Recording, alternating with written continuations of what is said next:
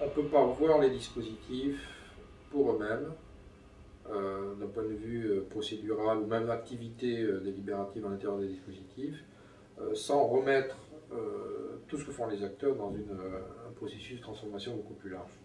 Et ce qui évite précisément le dilemme de prendre au sérieux et défendre les dispositifs pour eux-mêmes. La différence entre une sociologie qui va s'intéresser aux causes, mais aux causes en tant qu'objet en transformation, et une sociologie politique ou une version politiste de la démocratie participative, c'est que les objets et les milieux vont être premiers par rapport au mode d'expression des acteurs dans des dispositifs publics, qui sont en fait contraints par les objets et les milieux plus que l'inverse. Et on voit bien que les effets de la participation, on ne pourra pas résoudre ce problème si on n'a pas ces deux plans et les mettre vraiment, et donc les décrire au moins avec les mêmes intensités de description. Pas simplement dire oui, il y a le contexte, là c'est en PACA, et puis c'est des écolos radicaux. Comme si on se débarrassait du truc pour expliquer que là le débat a foiré, alors que là il a marché parce qu'on a des gens quand même qui ont fait leurs études en Allemagne, donc ils ont lu Habermas, enfin non, c'est pas. Et donc, entrer uniquement par la participation comme dispositif, en rajoutant un peu tout ce qu'on veut dedans, pour essayer c'est à mon avis toujours réducteur. Là l'idée c'est de regarder comment chaque milieu finalement va, en surgissant ou en s'exprimant précisément à travers des dispositifs de participation, de débat public ou d'expression publique, se modifier lui-même, c'est-à-dire se trouver des qualités, ou des défauts d'ailleurs, mais qui n'étaient pas véritablement constitués avant. Du coup, les milieux sont travaillés par ces trucs-là. Donc il n'y a plus de séparation définitive entre ce qui se passe dans le vrai monde, la vie quotidienne, et les controverses et les conflits, mais il y a bien en fait rétroaction permanente. L'idée c'est bien de repérer les endroits où les deux plans vont se croiser, et où un micro-événement, une micro-activité va avoir des conséquences sur ce qu'on peut dire sur l'ensemble d'un dispositif, et de les suivre sur la longue durée. C'est-à-dire d'éviter justement de rester, de s'en tenir finalement à une micro-description, de dire moi j'ai fait mon boulot, le reste ne m'intéresse pas. Or ce qui est intéressant, c'est de voir d'une part ce qu'une micro-description peut devenir au fil du temps, notamment sur la question des preuves, qui est quand même un truc, la question de l'expertise, la question du type de milieu qui a surgi, par où c'est passé, pourquoi les OGM. Cette conférence de citoyens, par exemple, de 1998, visiblement, pour tous les acteurs, ça a été un moment décisif. Tout le monde a été regarder ce qui s'est passé dans cette conférence citoyenne. Donc, c'est déjà de façon pris dans le processus, ce partage, je dirais, entre regarder vraiment ce qui se passe à un moment donné, ou faire un tableau, je dirais, un peu plus, une espèce de fresque. Regarder les arguments non plus simplement en contexte, comme un échange, une interaction, mais comme une histoire qui effectivement s'écrit. C'est-à-dire qu'on argumente aussi dans la durée. Et alors, le meilleur exemple, c'est le temps qu'il faut, par exemple, pour trouver un contre-argument.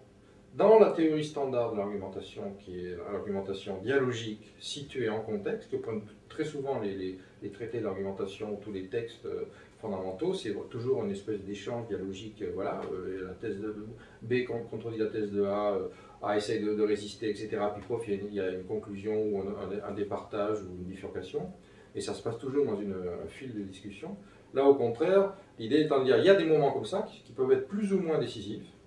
Il y a des débats politiques qu'on a complètement oubliés, qu'il faudra vraiment les ressortir, éventuellement les remettre en public pour voir si ça produit encore un effet.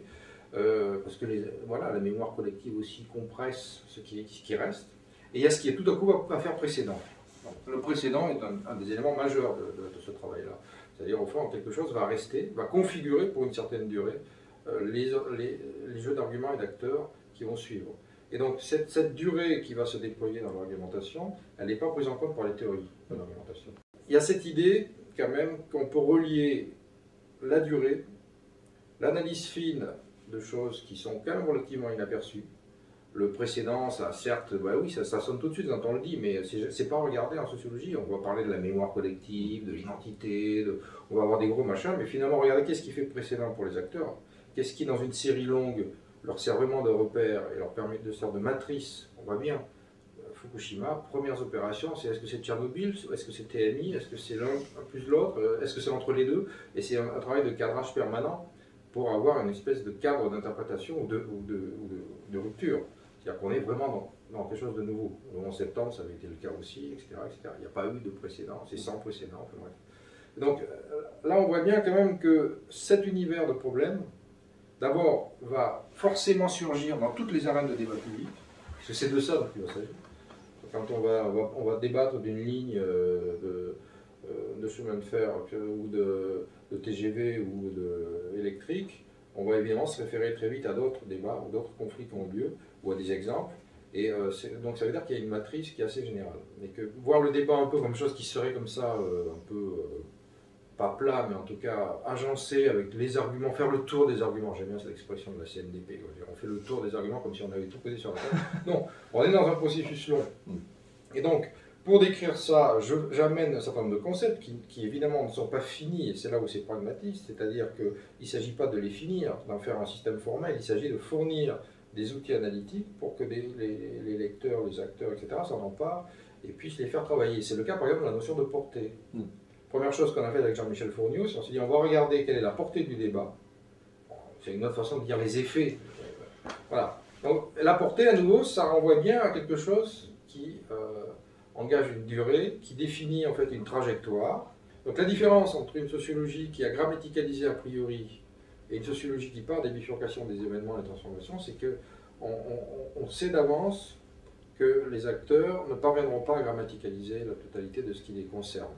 Et donc ils vont être obligés de se concerter souvent, d'où justement cette présence, cette omniprésence du pluralisme, du dialogisme, du débat, etc.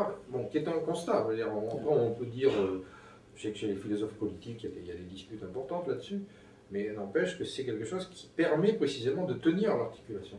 Or, dans les conceptions grammaticales, c'est réglé d'avance d'une certaine manière. Chacun arrive avec un truc et on le voit quand les polémiques. Alors, les polémiques sont intéressantes pour ça. C'est pour ça que moi, je n'exclus pas.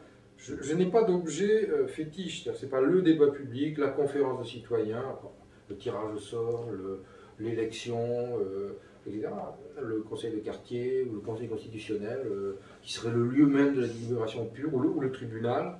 Hein, effectivement, je suis les acteurs, donc je fais varier ces dispositifs-là. Et la polémique est une des formes qu'il ne faut pas négliger. Je suis optimiste au sens où plus il y aura de participation explicite, réflexive et discutée sur les milieux, et plus on peut arriver à des choses qui sont sinon absolument parfaite, en tout cas satisfaisante, et on peut produire des common goods à ce niveau-là, à cette échelle-là. Et c'est pour ça qu'il y a un problème d'échelle, très certainement, qui joue là-dedans. Ensuite, il y a les dispositifs. C'est-à-dire qu'à un moment donné, un dispositif, c'est un agencement d'objets qui peut être très technique, qui peut être très normatif, très juridique, très rhétorique, mais qui va être contraignant pour une certaine durée. C'est-à-dire qu'une fois que le dispositif est en place, donc là, la participation, je suis optimiste, dès lors qu'elle a lieu au bon moment, pas trop tard, ni trop tôt, parce qu'il faut qu'il y ait un minimum d'éléments qui soient acheminés pour que ça ne parte pas dans tous les sens. Et là, effectivement, il y a une espèce de couloir, de fenêtre d'opportunité qui lui permet de faire jouer à la fois les visions du futur, la pertinence des acteurs présents et obliger à la accountability. Donc ça, c'est bien. Donc je suis optimiste. Sur les représentations, je le suis beaucoup moins. Je pense qu'effectivement, là, la cacophonie est possible parce que du coup, on va avoir une espèce d'explosion des visions du monde dans lesquelles les questions d'ego ne seront jamais évacuées. Je ne vois pas pourquoi elles seraient évacuées d'ailleurs, pas de raison. Où les cultures peuvent se décliner à l'infini en sous-cultures, en choix culturels du type consommation culturelle, c'est-à-dire que chacun doit placer ses références, ce qu'il sait, ce qu'il a vécu, les voyages qu'il a fait, pourquoi pas, voilà, ses expériences. Et là, effectivement, sur le plan des représentations, il y a un problème. Et je pense qu'on est nombreux à constater qu'en 20 ans, c'est bien ça qui s'est un peu effondré. C'est quand même cette idée qu'on peut converger sur une représentation et une seule. Mais c'est cette idée quand même que le milieu va être là. On ne peut pas faire un citoyen qui va se détacher, qui va monter en généralité, incarner le bien commun, qui va drainer avec lui toutes sortes de choses. D'où évidemment la nécessité d'une pluralité, et en même temps de ne jamais dissocier la délibération ou la discussion publique du champ de force que ces milieux vont composer, forcément. Comme un jury d'assises ou n'importe quoi, il y aura un champ de force qui va se constituer. Donc les gens, quand ils vont lancer une cause, lancer un argument, lancer une dénonciation, ils vont découvrir des choses qui résistent, des choses qui se déplacent, et parfois ben, on est surpris parce que ça ouvre et c'est porté alors qu'on ne pensait pas un instant que ça allait mobiliser.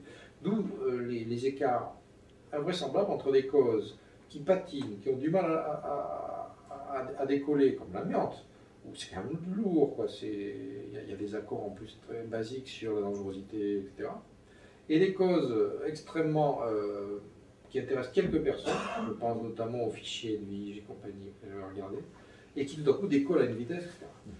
À un moment donné, il y a une question, et puis potentiellement de prise de pouvoir, c'est-à-dire de réinstrumentalisation de ces forces. Celui qui sait les lire et qui est un peu visionnaire, effectivement, il est capable de les raisonner, au sens fort du terme. Et ça, c'est le bouquin suivant que j'ai déjà écrit, puisqu'il est en ligne depuis 10 ans, qui s'appelle Sur l'emprise. C'est-à-dire comment, à un moment donné, quelqu'un peut récupérer toutes ses forces et les faire travailler à son profit, et créer un différentiel qui, pour une certaine durée, va être difficile à défaire, quoi.